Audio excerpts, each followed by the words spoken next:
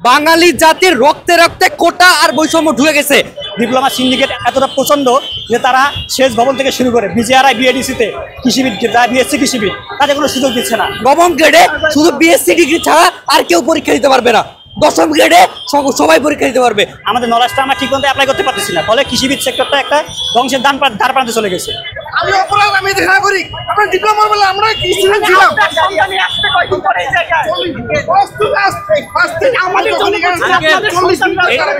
আপনার সন্তান সুফল ভোগ করবে।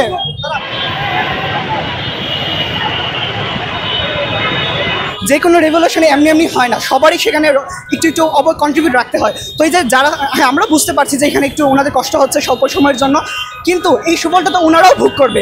এই যে রেভলিউশন হয়েছে বিগত কয়েকদিন আগে, যে আমরা দেখলাম যে কয়েক মাস আগে, সেখানেও তো মানে সেটা দীর্ঘমেয়াদী সুফলটা এখন সবাই ভোগ করছে। কিন্তু হ্যাঁ, প্রত্যেকটা রেভলিউশনের পিছনে সবার একটু কন্ট্রিবিউট করতে হবে, সাময়িক কষ্ট হবে, সেটা আমাদের মেনে নিতে হবে। অলরেডি তো নিয়োগ দিয়ে দিয়েছে না ভাই, নিয়োগ এটা একটা বৈষম্য। আমাদের 24-এর অভ্যুত্থানটা শুরু হয়েছিল একটা বৈষম্য নিয়ে। সেই বৈষম্য থেকে সেটা একটা সরকার পতনের আন্দোলনে চলে গেল এবং এই আন্দোলনটা দীর্ঘ অনেক দিন স্থায়ী হলো। তখন জনগণের অসুবিধা হয়নি, তখন জনগণের বাক স্বাধীনতা ছিল না, কিন্তু এখন তাদের সেই বাক স্বাধীনতা ফিরে আসে। সেটা অবশ্যই একটা আন্দোলনের ফসল। সেরকম এটা একটা বৈষম্য। বাঙালি জাতির রক্তে রক্তে কোটা আর বৈষম্য ঢুকে গেছে। এই জিনিসটাকে মূলোৎপাটন করতে হইলে অবশ্যই আন্দোলনের দরকার আছে। আপনার কি মনে হয় দশম গ্রেড ডিপ্লোমাদের জন্য পুরোটা সেটা যদি সবার জন্য উন্মুক্ত করে দেওয়া হয় তাহলে শুধু মেধাবীরাই ঢুকতে পারলো? আমরা তো বলতেছি না যে ডক্টর, ইঞ্জিনিয়ার বা কৃষিবিদদের জন্য এটা উন্মুক্ত করে দেওয়া যে আমার জন্য শুধু না, সেটা না, সবাই পরীক্ষা দিতে পারবে এবং মেধার ভিত্তিতে নিয়োগ হবে। আমরা এটা সঠিক দাবি, এটা ন্যায্য দাবি, এটা দাবি না, এটা বাংলাদেশের নাগরিক হিসেবে আমার অধিকার। কিন্তু এতদিন ধরে এই বৈষম্য চলে আসতেছে, এটার আমরা একটা নিরসন চাই। প্রত্যেকটা বিভাগ সবার জন্য উন্মুক্ত হোক।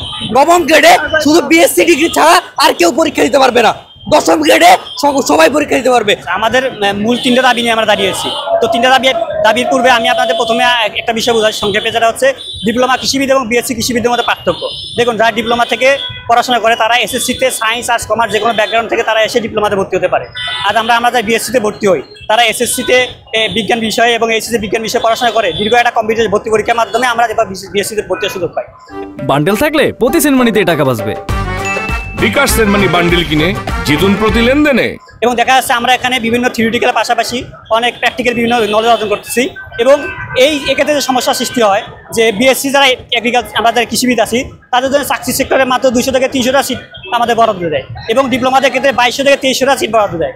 এক্ষেত্রে দেখা যাচ্ছে যে আমরা আমাদের প্র্যাকটিক্যাল, আমাদের নলেজ অর্জন করতেছি, আমাদের নলেজটা আমরা ঠিক মতো অ্যাপ্লাই করতে পারতেছি না, ফলে কৃষিবিদ সেক্টরটা একটা ধ্বংসের দ্বার প্রান্তে চলে গেছে। ডিপ্লোমা সিন্ডিকেট এতটা প্রচন্ড যে তারা শেষ ভবন থেকে শুরু করে বিজিআরআই বিএডিসিতে কৃষিবিদ যারা বিএসসি কৃষিবিদ তাদের কোনো সুযোগ দিচ্ছে না। তাদের সিন্ডিকেটের কারণে আমরা কোথাও সুযোগ পাচ্ছি না। এক্ষেত্রে আমরা 3 দফা দাবি নিয়ে আজকে দাঁড়িয়েছি।